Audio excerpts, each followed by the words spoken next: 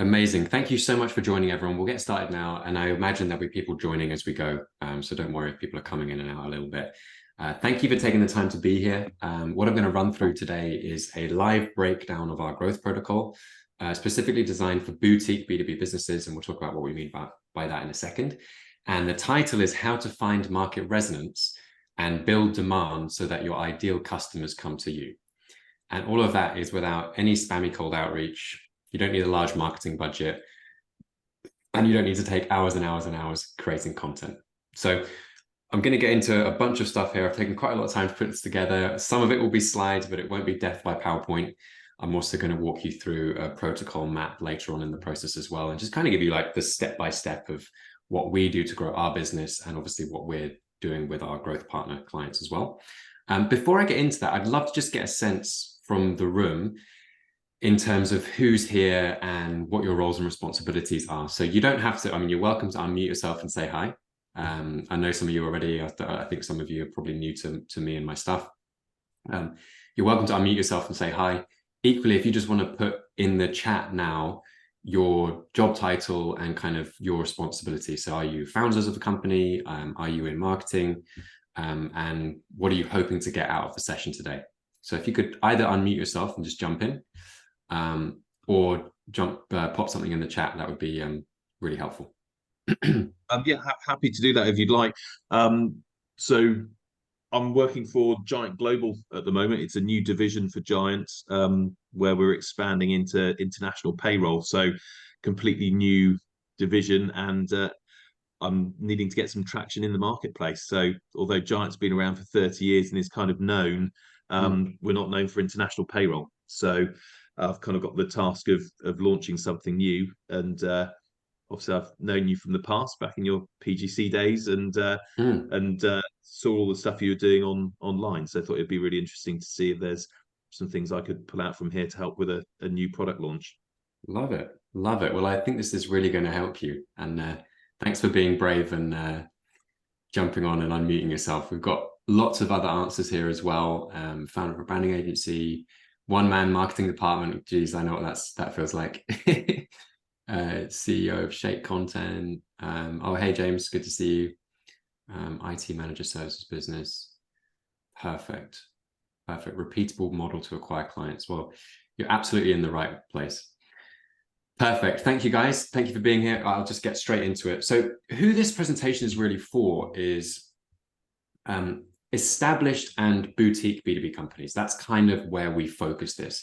Now, if you're outside of that, don't worry, because there's still going to be a lot of value that you can get out of this, but that's kind of who I had in mind. I tried to think of one person when I designed this presentation, and that's kind of who I had in mind. So when I say established, I mean, you've been in business for at least a year or so, you've got a track record of providing products or service, you've got some case studies. So could be a year in business, could be 20 years in business, but not a startup, basically. And when I talk about boutique businesses, okay, problems with the clicker. When I talk about boutique businesses, I generally mean between 2 and 100 full-time team members. So like I said, even if you're outside of that, there'll be a lot of value here, especially if you're like Charles, you're launching kind of a new product. So yes, you're part of a larger organization, but it's a new product, maybe a new vertical. I know a lot something about global payroll, so that's interesting. And that's who the presentation is for. And by the end of today, what you'll know is, in my opinion, the only 4 things you need to solve customer acquisition equation for good and never have to worry about where your next client is coming from. So someone mentioned a repeatable process for getting clients. This should help with that. How to make marketing assets that turn cold traffic into warm leads. The best traffic source or sources or marketing channels, you could call that, for B2Bs at the moment, in my humble opinion. And a full breakdown of the growth protocol that I talked about, and I'll go through a whole protocol map with all of the steps included. 5th, how we create an almost unlimited supply of revenue generating content with just 60 minutes per month, and a sneak peek of our LinkedIn ads account and some of the ads that we're running today. So let me just start with a quick introduction. I know some people know me on the call, some people don't know me. So I'm going to very quickly go through an introduction. So I have about 10 years of experience in B2B sales and marketing for boutique companies. I've worked in-house, so I've helped to run small sales and marketing functions. And it's always the clicker. I don't know why there's something always wrong with the clicker. I founded my own businesses, so I know what it feels like to spend money on marketing and kind of need it to generate returns. and I'm familiar with working with external suppliers. And I've probably worked with, across my agency and now my consulting business, which is B2B, which we're more talking about today, I've probably worked with between 200 and 300 companies. And what that's allowed me to do is see a lot of different growth strategies in practice and kind of distill the signal from the noise. And there's quite a lot of noise when it comes to marketing. And it's enabled me to design my own unique set of protocols. In terms of my track record, so I was director of business development at a company called PGC. And this is like a growth lead role, so running sales and marketing, responsible for growing revenues and bringing on new customers. This is a company that had been around for 20 years, and I was running a small sales and marketing function at the business, and really proud that we had record-breaking years back to back whilst I was in this role in terms of revenue and also customer acquisition. And we crossed over $100 million in turnover, which had been a goal of the team for quite a long time. After I left PGC, I started an SEO agency called Taranga, which some of you may be familiar with. We grew very quickly, so we hit 50K monthly recurring revenue in just 4 months of our public launch, and we were maintaining 80% gross profit margins. We went from 0 to 8 full-time team members within 12 months of the launch. And although those numbers might not appear to be huge, depending on who's on the call, for a boutique business, we're pretty happy with that. And also what we were happy with is how quickly we got to that level, but also the fact that it's a very competitive market. Like there's a lot of marketing agencies, a lot of people do SEO. So we were able to do that with a unique offer and a kind of unique approach, which I'll talk about today, in a very competitive market. Now my role there is kind of more of a chairman style role. I'm not really that involved in the day-to-day operations, but I still kind of act like a growth consultant to my own business. So I've got a fantastic general manager and leadership team that are running it. There's a snapshot of our revenues. And the most recent thing that I'm doing and what we're talking about today is I founded a company called B2B. The reason that I founded it is that I realized that we were providing marketing services to the marketplace. And it took me a little time to realize that actually most people, when they say they want marketing, they really want growth. And so I just felt that growth is more than just marketing alone. There's a lot of different aspects to it, which we'll talk about today. And I felt my experience in-house, running my own companies and so on, put me in a good position to be able to help people. So I now act as a fractional CMO, so Chief Marketing Officer to 6 different companies, and also as a growth consultant to many more. And we hit 300K in sales in just our first 6 months of business using the exact protocol that I'm going to walk you through today. And I don't share any of this information to boast or brag. It's really just to give you a context of what is possible in a relatively short space of time, and with limited resources. So we're not talking about huge companies. We're not talking about funded businesses. We're just talking about following a clear and actionable framework and what is possible in that space of time. Some other things you should know about me. I love coffee, massive coffee nerd. I also love my dog, Freddie, and I also love watches. Anyway, now that that is out of the way, hopefully we're well acquainted. Let's start talking about how to find market resonance and build demand so you can get your ideal customers coming to you. So I'm going to start by taking a step back here and talk about the 4 things that I believe you need in order to grow your business. Number 1 is a product. So this is pretty obvious, but you need a product or service to sell to people. If you don't have that, it's going to be very hard to make money. You need a traffic conversion system. So you need a way of taking cold traffic, people that have never heard of you before, and turning that cold traffic into people that might be interested in working with you or warm leads. You need traffic. So all that means is a pathway, a way of getting attention, a way of consistently getting attention to your traffic conversion system, which is number 2. And the 4th thing you need is a lead conversion system. So this turns the leads that you generate from number 2 and number 3, from your traffic and your traffic conversion system, it turns that into customers or sales. So another way to look at a lead conversion system is the sales process. That's what people would typically call it. Now, you might think this is super basic, and it is quite basic, but the reason that I bring this up is that what I've noticed is most businesses, boutique B2B businesses, they might have a product, or they almost definitely have a product or something that they deliver to customers. They might have a really good track record. They might have loads of case studies. They might get rave reviews from all their customers. Their customers might stay with them for years and years. So they might have a great product that they know works really well, or service. They probably have a lead conversion system, So they're able to close deals that come to them. And you might be sitting on the call today and you might be thinking, well, when I get the leads that come to me, maybe I get a referral and someone introduces me, I'm usually pretty good at actually closing that and turning that into business.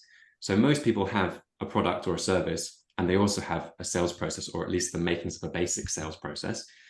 The two things that I see most B2B boutique businesses don't have is a traffic conversion system, a way of repeatedly turning cold traffic into leads. I don't know if anyone on the call feels like they can do that. And thirdly, I think most B2B companies don't have a way of consistently getting the right traffic and actually building demand for their products or service over time. So these are the four elements that you need. I'm going to kind of assume that you've got a product or service if you're on this call. There's probably no kind of startups who don't have a product or service at all. I'm going to assume you know roughly when you get on a call with a lead, you know roughly how to close them, or you have a reasonable percentage of closing them. And what we're going to focus today on is the traffic conversion system and the methods of getting traffic. So hopefully that makes sense. Like I said, if you have questions as we go, just put them in the chat. But what I want us to talk about first is this traffic conversion system. So what makes up the perfect traffic conversion system? And I've got two words for you, and I call them marketing assets. Now, what do I mean by that? I define that as a piece of content or marketing material that takes cold traffic and turns it into leads. This is really key. If you want a consistent traffic conversion system, you need pieces of content or assets that take cold traffic, people that have never heard of you at all, and they get them potentially interested in working with you. I'm getting a bit of noise on the call, so if anyone's not muted, please mute yourself. So that's what I mean by a marketing asset. Now, when most people think of marketing assets, they're probably talking about a crappy lead magnet, like a PDF download or something like that. And those can work. I'm not being disparaging to that methodology. I'm just using it as an example. That's not really what we're talking about here. I think most people have had the experience of downloading a lead magnet, giving someone your information, and then it turns out to not be the best information. And actually, you get a call from an SDR like an hour later trying to get you to sell something. That's not what we're talking about here. We're talking about really great marketing content. So taking your kind of old school copywriting and sales letter methodologies and combining it with the technology that we have in 2023. So what do I mean by that? I mean video content. I mean advertising platforms, which basically go out for you and find your ideal customers. I mean artificial intelligence. There's a whole bunch of things that you can combine with old school methodologies to get an insane amount of leverage from this as a practice. You're looking for market resonance. So this is what I talk about quite a lot. And anyone who's familiar with any of my content has probably heard me say market resonance about 1 million times, because I really fundamentally believe this is the main thing that you need to crack if you want to grow. You need a way of communicating your offering in a way that connects with your audience and drives interest in your product or service. So when I say a marketing asset, I mean a piece of content, could be written, could be video, could be a leaflet, depending on, the industry that your business is in. A piece of content that resonates with your audience and it communicates your offering in a way that connects with your audience and it drives interest in your product or service. You want the kind of thing where you can teach people things.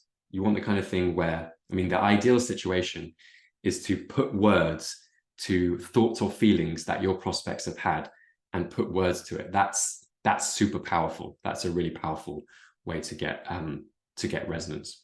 You want something where when someone gets to the end of your piece of content, they think, this was designed exactly for me and it's exactly what I needed right now. That's the kind of level of detail that we're talking about here. And this stuff doesn't happen by accident. But if you have it and you have market resonance, then it actually almost doesn't matter what sort of traffic you're sending to your marketing asset, because it will convert. Like you could do PPC, you could do SEO, you could run ads on LinkedIn, you could do organic content, you could do email outreach, you could do smoke signals. And as long as you're getting enough attention to your thing, then it will convert. And this is why we believe that that is the most important thing. It's marketing assets that turn cold prospects into warm leads, AKA market resonance. And if done correctly, these marketing assets can serve your business for many years to come, okay? So, I've worked with businesses in the past 3-4 years ago, and I went on their website, later on, a few years after I worked with them, and they're still using the same marketing assets that I created for them. So they're still using the same landing page copy. They're still using the same video content. They're still using the same lead magnets. And so that's the power of this stuff. And that's why I call it an asset, is it can serve your business for many years to come. So hopefully I've sold you now on the concept of marketing assets. We're going to talk about how we actually find market resonance and how we create these marketing assets. So there's only one way to do this that I found, and that is firstly following a good framework, but secondly, systematically testing and iterating on your idea until you find something that really resonates. So it's a scientific approach here, okay? So we have a hypothesis, we create marketing assets around that hypothesis, we test it by driving traffic to it, and then we measure the results. Is it doing what we want it to do? Is it converting people into potential customers? Are people sharing it? Are you getting a good level of engagement? Are people telling you it's really useful? Blah, blah, blah, blah, blah. This is what we mean when we talk about marketing assets. So the way that we do this is we start by gathering information. So we go on like an intelligence gathering phase, and we understand your marketplace and understand your case studies. Now, if you're already sitting in a business and you've been in that business a while and you understand the business really well, there's a good chance that most of this information is in your head. So it's about extracting it really well with a good framework. We use that information to write one really great piece of marketing content called a sales letter, or a video version would be a video sales letter.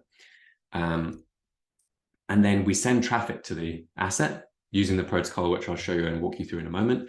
And we kind of measure the results. And you're going to have different types of marketing asset at different places in your funnel. So towards the bottom, it might be more salesy and more kind of encouraging people to get on a call with you, or to whatever your call to action is. And at the top, it's going to be much more about educational. And the great thing about a video sales letter or a sales letter is that it encompasses all of that. So it's educating and it's selling at the same time. And that's why we absolutely love it. And if you can get this right, imagine if you have a video which sells who you are and what you do over and over and over, then all you have to do is get as many people to see that as possible, and you're in an insanely good position. It's like, imagine if you could stand at Wembley Stadium with a room full of your potential prospects and then show them a video that turned them into potential customers. That's kind of the power of this when you combine it with organic content and paid advertising. And we keep going with this process until we find something that really works. So you have to keep things quite simple. You have to iterate quickly. And it's like the scientific method for finding market resonance. So that's the key concept here. So we've now talked about the traffic conversion system, and I'll give you some more specific details on that in a moment. But hopefully you now have at least some understanding on what that means, what we mean by that, and how to actually do it. And I'll show you a bit more specific detail in a moment. Now, I want to talk about traffic, okay? So I want to talk about how do we consistently drive traffic and attention to the conversion system. So I'm going to talk a bit about traffic. So at the end of the day, traffic is traffic. So what I mean by that is, if you have a great conversion system, it doesn't really matter where the traffic's coming from. So that's why I talked about the conversion system first, because I believe that's the most important aspect. People get very hung up on the type of traffic. So they're like, I want to do some marketing. It has to be PPC or it has to be SEO. And the reality is the most important thing is the asset and the conversion system. Okay. So what matters is this traffic source right for your business? Does it make sense for your business? For example, if you're a B2B company, it doesn't make that much sense nowadays, in my opinion, to focus all of your energy attention on TikTok. I would rather we focus that on LinkedIn, just as an example. Or if you're not a business that people know how to search for in Google, then it doesn't make sense to focus on SEO or PPC. So that's what I mean. And then the second part here is you have to be able to acquire that traffic at a profitable rate, right? It can't cost you too much to get that traffic in time, energy, attention, and effort, unless you're making enough from the traffic itself. So hopefully that makes sense. I think I've jumbled up my words a little bit there. And what we're looking for is arbitrage opportunities. And I'm using a lot of fancy words here. It's not because I'm trying to make myself sound smart. I just think these are really good ways of articulating what I'm trying to get across. So in economics and finance, arbitrage is the practice of taking advantage of a difference in prices between two or more markets. And you have a combination of matching those deals up, and you basically capitalize on the difference, and the profit is the difference between those two opportunities. So that sounds very, very fancy. I think a good example of this is, as an example, building a widget in China, where it's kind of cheap to build or buy a widget, and then selling it in the US or the UK. So that's an example of an arbitrage opportunity. Yeah, wiki definitions are the best. I had to practice that, believe it or not. When I recorded this a couple of days ago, and I stumbled on the words massively. So that was harder than I expected. So we're looking for arbitrage opportunities with our traffic, and let me explain. So the same principle applies when it comes to traffic. Where can we buy traffic for less than the value of the traffic itself? Does that make sense? So another way to think about it is, where can you buy traffic with a price that's less than the value that is on offer to you? So usually what this means is it's a certain platform or it's features within that platform, and taking advantage of traffic hacks, essentially, while they exist. So that's kind of, you can't build your whole strategy on hacks, but if you are going to get traffic, then you might as well do it in a way that's super efficient, and you can get a bunch of traffic at a really good value. Let me give you an example. When Google first launched pay-per-click, which is actually back in 2000 now, so believe it or not, it's been 23 years since we've had PPC, and people were buying traffic because not many people were using it. They were paying like 20 cents per click, and the price of that same click, it might be $20 or even more now. So what might have been a super profitable way of acquiring traffic 23 years ago, is now no longer as good of a proposition. And that's not to say that you shouldn't do PPC. I actually think it's a really good channel for some businesses, but it's just to say you have to be strategic about where your traffic is coming from and look for these arbitrage opportunities, because it has a huge impact on your whole customer acquisition system as a whole. So like I said, you focus on the conversion mechanism, and then you look for hacks, good ways of finding traffic that you have an arbitrage opportunity for. And I see a big part of my role as a growth consultant to actually pay attention to these traffic arbitrage opportunities and then share them with my customers. And at the moment, I'll let you in a secret, I believe the most exciting opportunity for B2Bs is actually on LinkedIn at the moment. And I think that if you can combine a great organic strategy with a great paid strategy, then based on demand generating content, which we'll talk about in a moment, then I think you're going to win big right now. I don't know how long that opportunity will last for. Might be 6 months, might be 12 months. And in a couple of years' time, we might be talking about something completely different. We might be talking about something in the metaverse, or a new platform, or a new way of talking about things on LinkedIn or wherever it is. So hopefully that makes sense. Are you guys getting this? Can you just give me like a thumbs up in the chat if this is making sense? It's quite weird because I'm like talking to myself here, and I just want to make sure that I'm actually not just spouting a bunch of rubbish. Okay, awesome. Thank you guys. Sip of tea. Any questions on that so far? It's all very clear. Really interesting. Thank you, Greg. Appreciate that. Thanks, Michelle. Love it. Beautiful. Okay, let's keep going. So final thing I want to talk about when it comes to traffic is the difference between demand generation and lead generation. And it sounds similar, but there's actually a subtle shift in your perspective, okay? So I encourage people to focus on generating demand rather than trying to generate leads. Now, let me explain what I mean by that, because it's a subtle shift, but it's actually a really important mindset. When we talk about lead generation in marketing, we're only really focusing on people who are ready to potentially buy our thing right now. So we put pieces of content behind opt-in barriers, or what's another example? We do cold outreach to people and just say, do you want to get on the call? And this stuff works. I'm not saying that it doesn't work. The problem with it is it's inherently quite short term. So it doesn't really build over time. And you're only really marketing to a very small percentage of people, okay? So let's say you're a design agency, or let's say I think there was an IT company on the call today. Like, if you look at your total addressable market, everyone you could ever potentially work with, it's probably only between 1% and maybe 5% of them who are actually looking to buy an IT solution right now. And actually, the majority of them might not even be looking for a solution.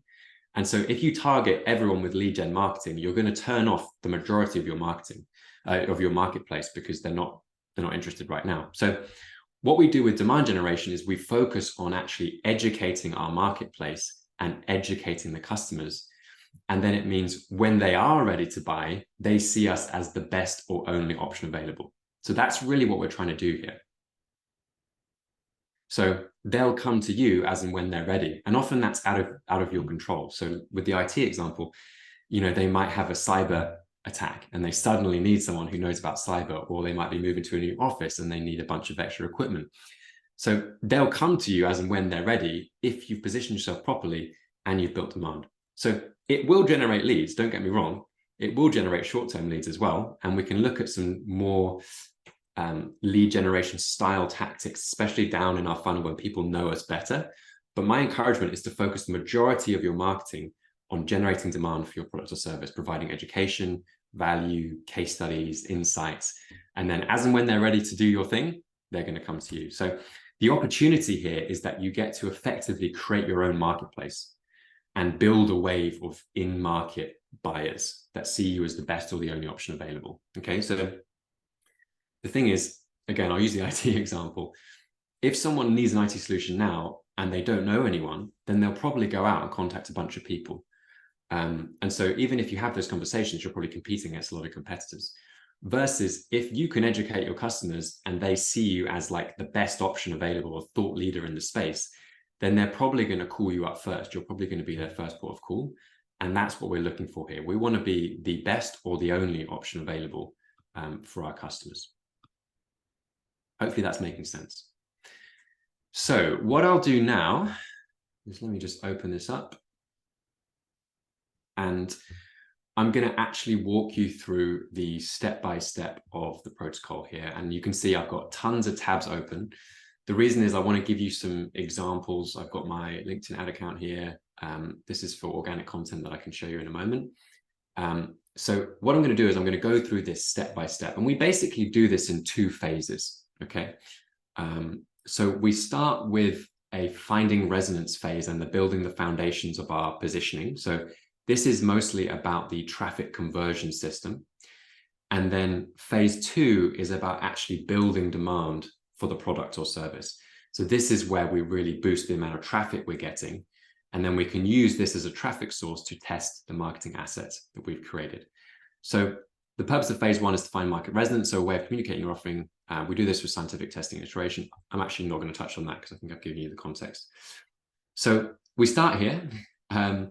If we have some case studies, then that's a really good starting point. We used to start with other aspects, and then we realized actually your existing customers are the best place to find information. Rather than trying to come up with stuff in the top of your head. Like I see this so often with B2B companies, like we sit in a boardroom and we try and think of like, what do our customers want and how do they think about our service and what problems are we solving for them and so on and so forth. When you've got a bunch of customers, you could just go and ask your customers, right? Sorry, let me just answer this question. Doesn't it take quite a while to kick in with demand gen? We'll touch on that in a moment. It's a really good question. I actually think that demand gen can generate you short-term leads as well. So it's not as if you're doing demand gen and then you're not getting any leads. It's more just a mindset shift. And I'll show you, particularly with the ad side, there's a lot you can do to kind of move people down your funnel. So yeah, really good question. Let me come back to that. So we actually start by interviewing our customers. And this serves 2 purposes. The first purpose is that we usually can go on a discovery process with them and gather some really good insights. So often, if we ask them good leading questions about how we help them, the product or service, why they decided to work with us, what problems we solve for them, how do they talk about the problems that we solve for them, what has the impact been on their business, and so on and so forth, we can gather some really good insights. And I'll let you in on a secret. It's often not exactly how we think about it. So they might talk about a problem in a different way to how we describe it. So that is really valuable insight that you can use in your marketing assets down the line. And secondly, we also record these interviews as well. And what that means in practice is that you can use that as marketing content down the line and kind of social proof down the line, obviously with your customers' permission. We then write up those case studies, and we've got a very simple framework of a before and after framework. So this is where the customer was before, this is where they were after, and this is the process that we followed. And in fact, what I'll do is I'll show you an example from my business, Tarango. So this is from my marketing agency. You're seeing a lot of my mug today. Sorry about that. So this is an example of one of our case studies for a company called Bryce Group. So super, super simple. This is where they were before working with us. This is where they were after working with us. And then here's the proof. And here's the actual process that we walked them through. So really nothing complicated at all. But what I see from a lot of B2B businesses is actually quite an unclear case study. So people write up their case studies, but then you read them and you're not really sure, okay, like what actually happened here? What was the actual transformation that was provided? Where were they before working with you and after working with you? So we have a very simple kind of framework for how case studies should be written, in our humble opinion. We then use that information to go through something we call a product market fit hypothesis. Now, it's just a fancy way of saying we go through a positioning exercise and we make sure we have real clarity on exactly who we're going after and then the messages that we want to share with them. So what challenges and problems are we trying to solve? What outcomes are we trying to achieve? Why are we potentially a good fit to help them with those challenges and problems? So we get absolute clarity on that first. We then use that information to write a sales letter. So what we mean when we say a sales letter is, like I said, it's a marketing asset, it's a piece of content. Take someone who's not interested in you or never heard of you at all and potentially turns them into a warm lead. So that's what we're looking to do with our sales letters.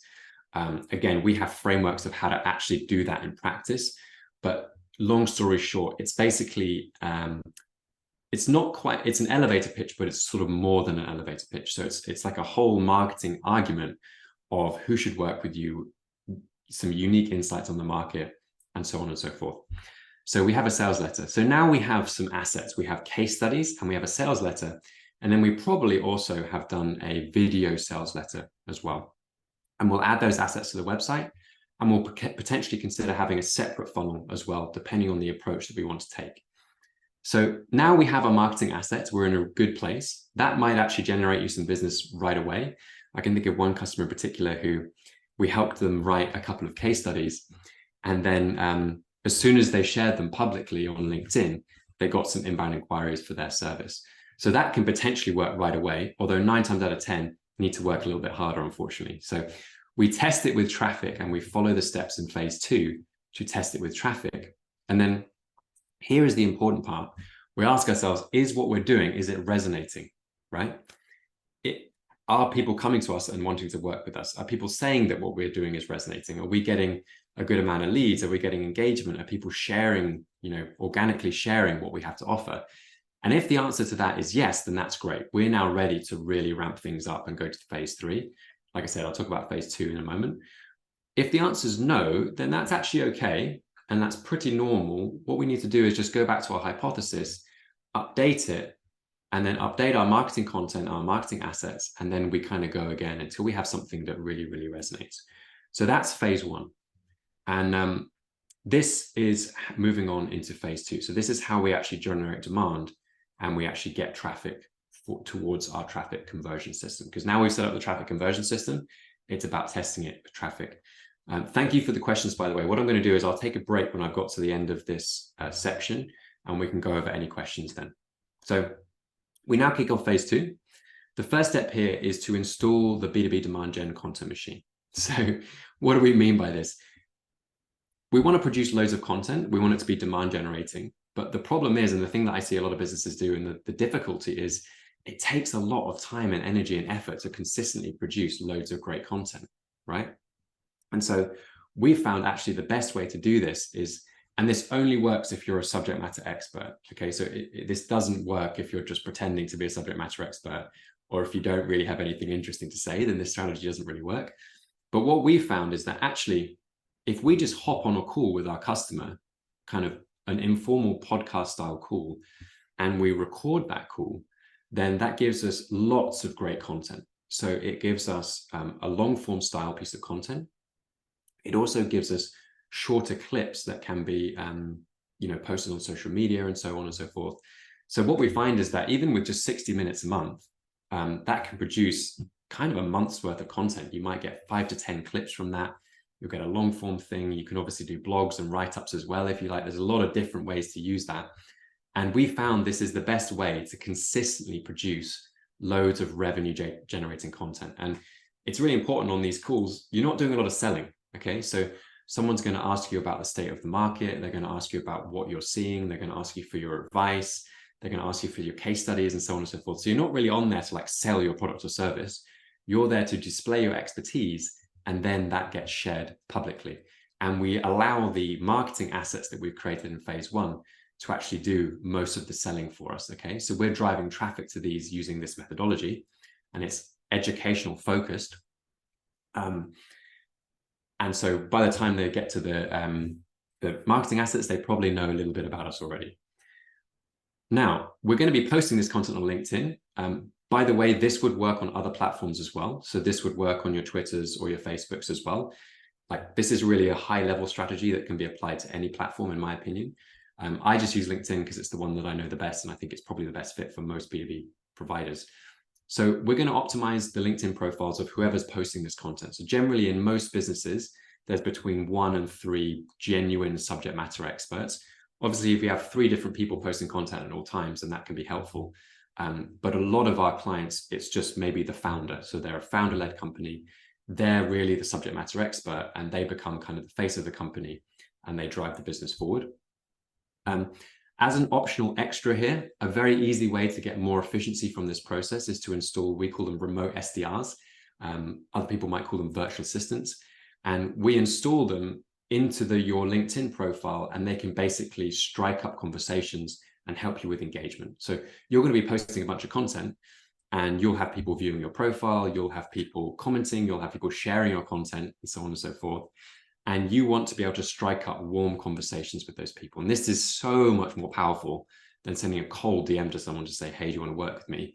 If someone likes your content and then maybe they view your profile, you connect with them and you just say, hey, thanks for liking my recent post about XYZ.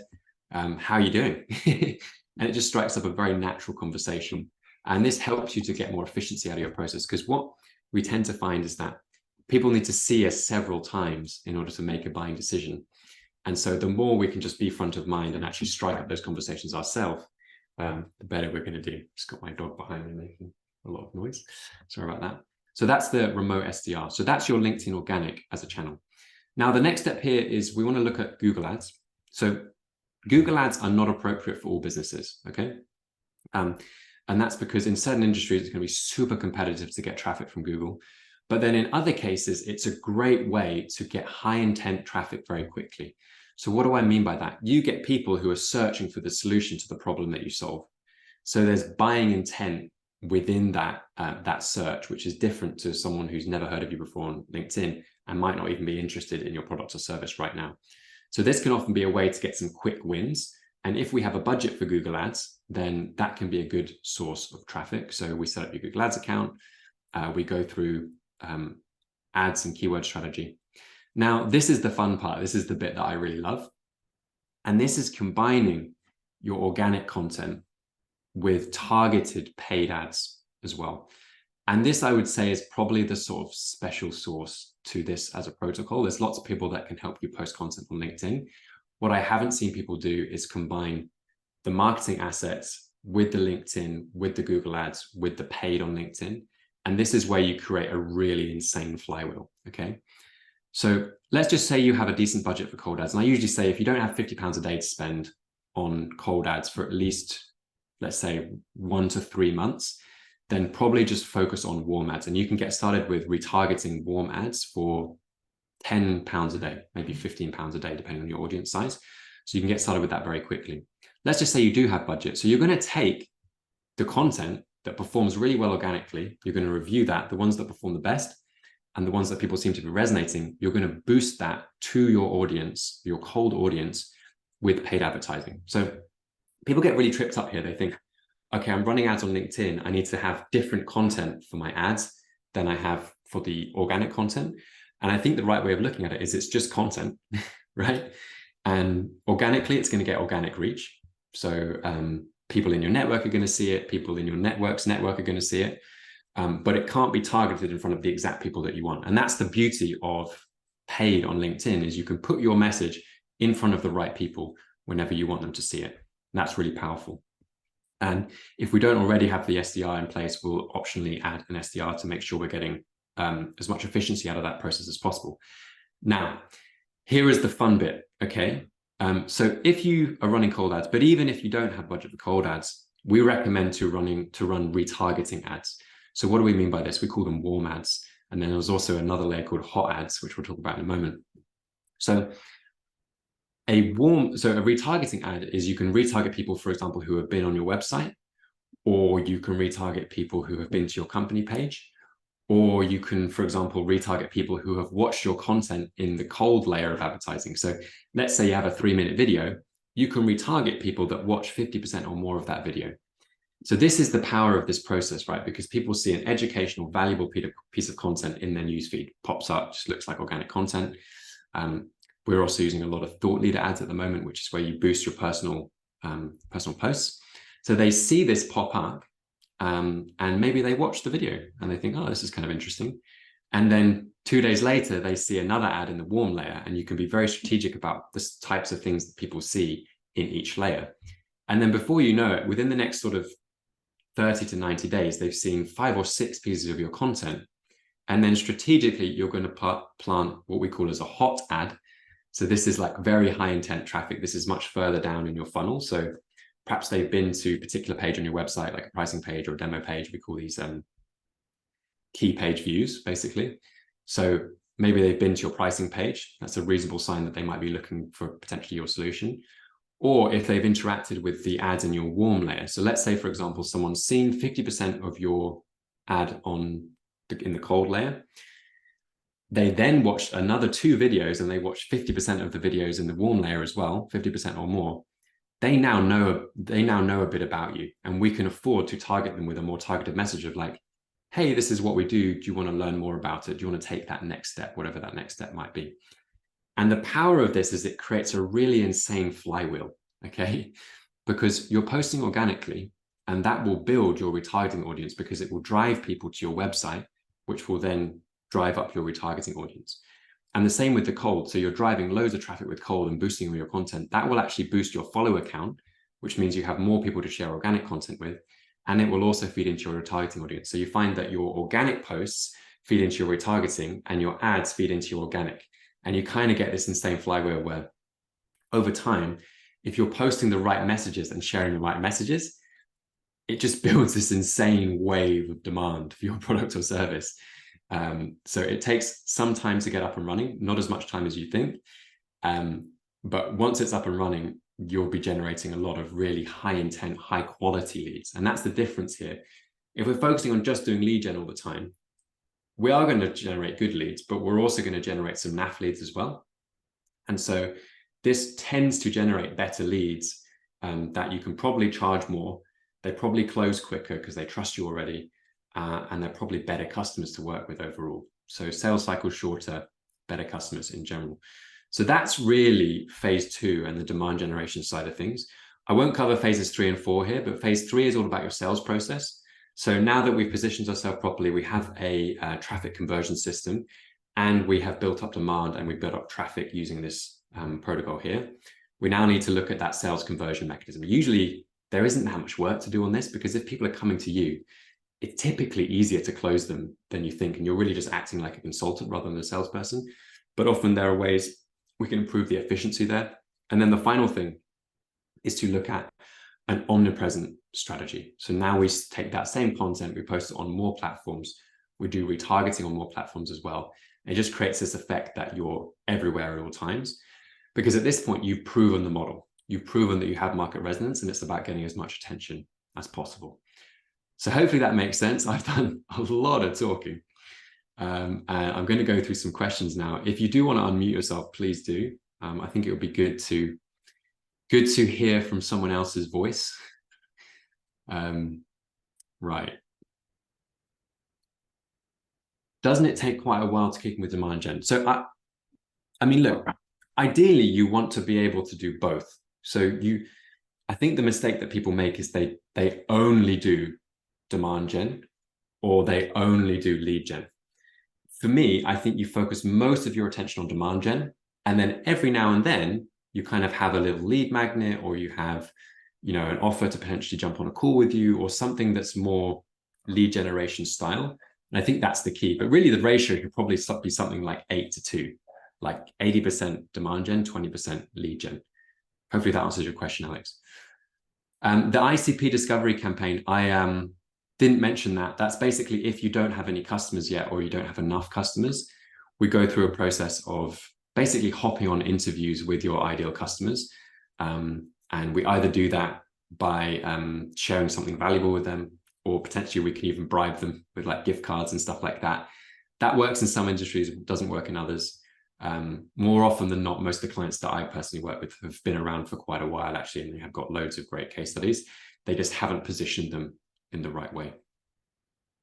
Would these content calls be with internal or external people? Do you mean the demand gen calls, though? Because if you do, we're really talking about interviewing internal people. So internal subject matter experts, so that we can record it and share that content. So base level for ads to start, warm ads, 450 per month, going up to 1,500 for cold. So it's a really good question on the LinkedIn ads budget. I struggle sometimes to give people very specific budgets, because the reality is the more you can spend, the faster you learn and the faster you can scale things up. Does that make sense? So like, if it's going to take you, let's say, £3,000 to get enough impressions on your thing, then you might as well do that in 30 days rather than doing it over 60 days, assuming that you have the cash in the bank and you're not going to go bankrupt by doing that. So this is just a general guideline, but I typically say, if you're doing cold, start with about 1,500 a month and ramp up from there. Whenever we launch a new campaign, we start with £100 a day, just because it seems like a really round number, which is actually 3K. But that's because I use that investment to learn about my customers and learn about what works. And so, there might be a little bit of wastage there, but I think that the speed is important. For warm ads, I mean, I think the lowest you can spend is something like £8 a day. So, you can, depending on how big your audience is, and what you'll have to do is set up your tracking on your website. You'll have to set up the audiences properly first. But they're probably not going to be huge audiences. So you need at least 300 people. And once you have 300 people, you can start those retargeting ads. And I recommend pretty much everyone do retargeting ads, because it just keeps you front of mind. And so even when you're running cold ads, most of the conversions are going to come from you retargeting anyway. It just builds that layer much more quickly. Hopefully that answers your questions. Have you worked with clients who haven't got budget for ads, timeframes to success? So it just depends on a lot of different aspects, right, James? It's a really good question. Ads just speeds up the process.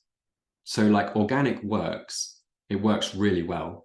When I was at PGC, which is one of the last employed role before I became unemployable and started my own company, we focused on organic content. And we basically built a machine of just producing loads of content. And I'm still connected with all the guys there, because we left on really good terms, and stay in touch with them. And they're still doing the same thing now, and it's all organic. I don't think they do any paid at the moment. And it's been really powerful for them, especially with a few people within the business. The problem I find with organic, to be honest, is there's no like levers you can pull to kind of speed up the process. And so that's why, if you have budget, it tends to work better. And it's much more consistent, because you kind of know, right, I need to spend about X amount to acquire a demo or a call. So hopefully that makes sense. In terms of the outreach messages, nothing particularly smart. I'm sure there's a lot of people on LinkedIn that can do much better than me. My general rule is that I don't talk about my product or service until at least a few messages into it. And what we basically do is we have a guide that we give to VAs, and it kind of shows them like, these are the type of ways to ask questions and so on. But kind of rule number one is we never pitch our product or service. Usually asking good questions is a good way to go. And the more time you can spend engaging, the better. That's a really good question. I'm not very good at this, to be honest. I get a bit lazy, which is why I kind of rely on ads a little bit, which is probably not ideal. But if you were doing pure organic, then you'd spend as much time as possible growing your audience, like connecting with new people and engaging with your audience, and obviously posting loads of organic content as well. So that's what I would do if you're just focused purely on organic. Perfect. Thanks, David. No worries. Thanks for the good questions, James. I think most would struggle if small at £1,500 a month.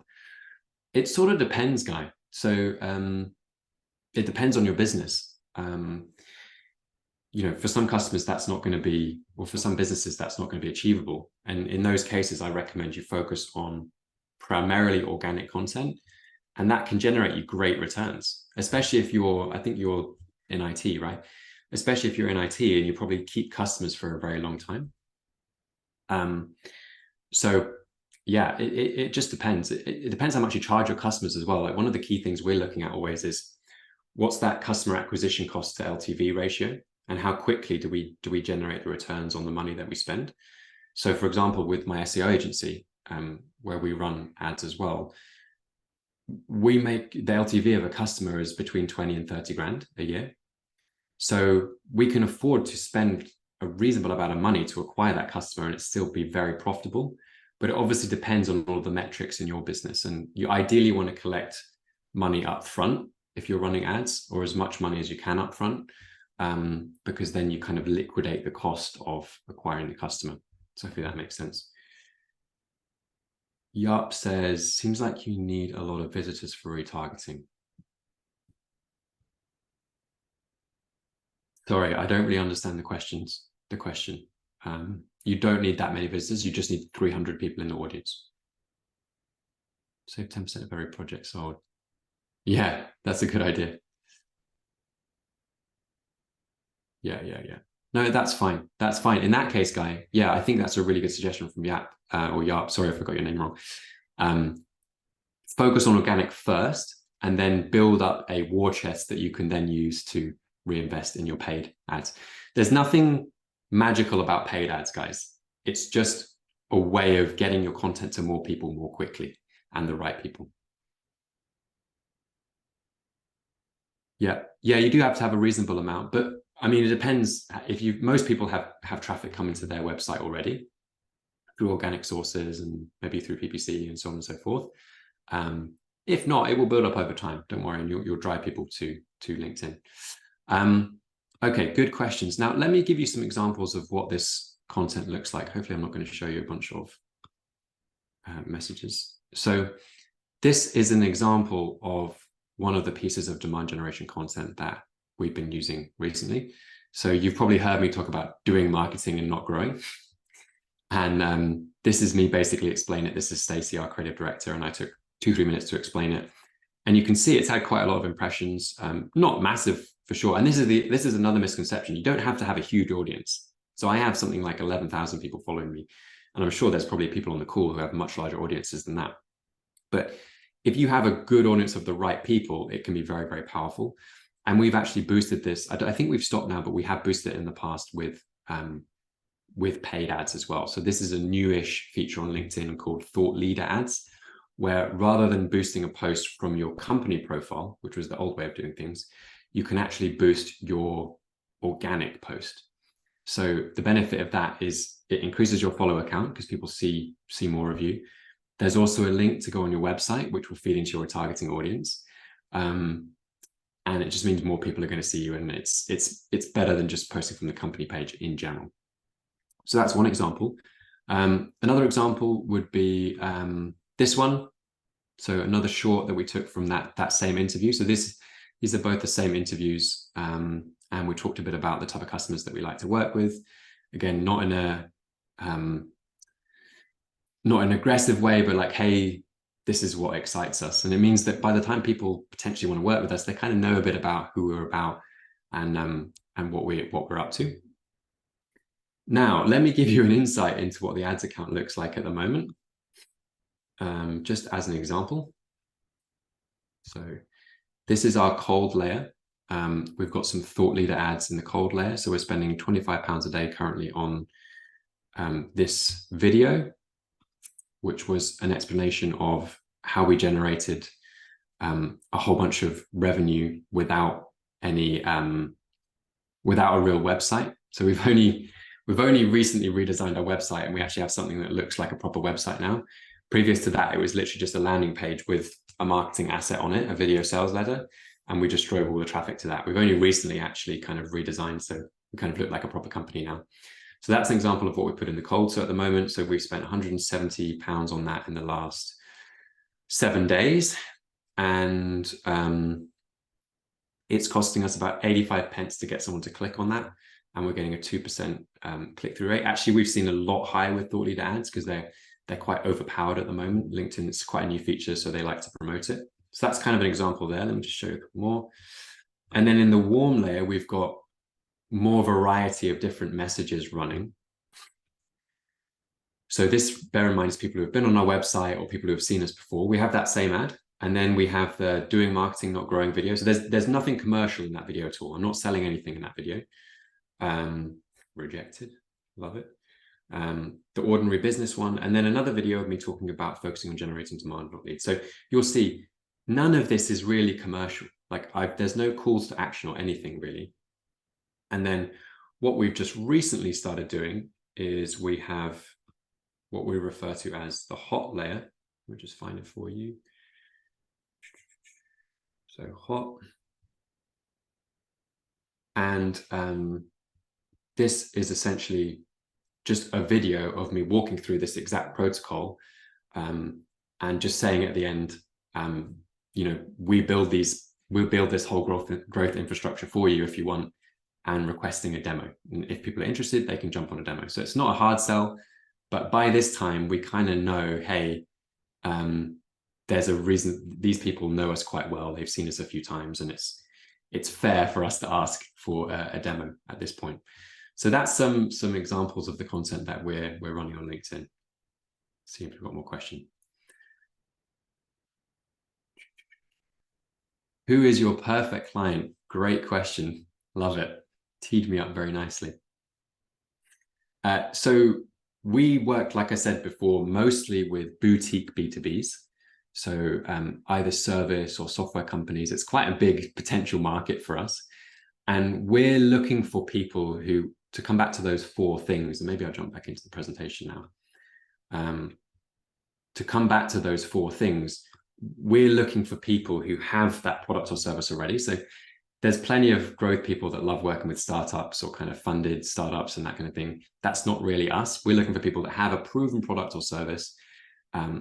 They know it's great. They've got great case studies. They know to sell it if they get in front of the right people, and they just need to get in front of more of the right people. So they're looking to find the message that really resonates with their marketplace, and they're looking to consistently generate a great set of inbound leads. So that's who we're kind of going after. So now we've talked about traffic, we've talked about all of these aspects, and hopefully you have kind of an understanding here of what I've been talking about. Let me just check if you've got any more questions. You can include a call to action in the cold layer and warm and hot if you want. But you might find that you generate more interest over time if you just have educational content that doesn't look like an ad or feel like an ad. What I'm testing at the moment is I'm running a experiment with a thought leader ad. So it's a post. It's kind of like a lead magnet post that I wrote, asking people to comment down below. And then I've changed the website to actually like an opt-in page where someone can give us their information for essentially a piece of training that looks very, very like this, to be honest. So that's a test that we're running, and we're using that in the cold layer. But generally speaking, I don't have a huge call to action in the cold layer. We want to educate people. We want to give them value. You can add them more in the warm and hot, and you can add them in the cold and see if it works. But my advice would be to focus on the warm and hot for the CTAs. Yeah, company size, generally boutique. So between 2 and 100 people is kind of our ideal company size, but we have had a few customers larger than that. And we have had actually, I don't think we have had any solo people. And usually we're speaking to the founders. So we come in as a fractional growth team, basically, and we kind of install our protocol into their business. So generally it's like either a small or not a marketing team is generally what we focus on. Thank you so much for joining this session. I hope you've got loads of value out of it. I hope it's been interesting. I hope you've got some stuff that's going to help you grow your business, and see you on the growth session if you want to be there. And shout now if you have any more questions.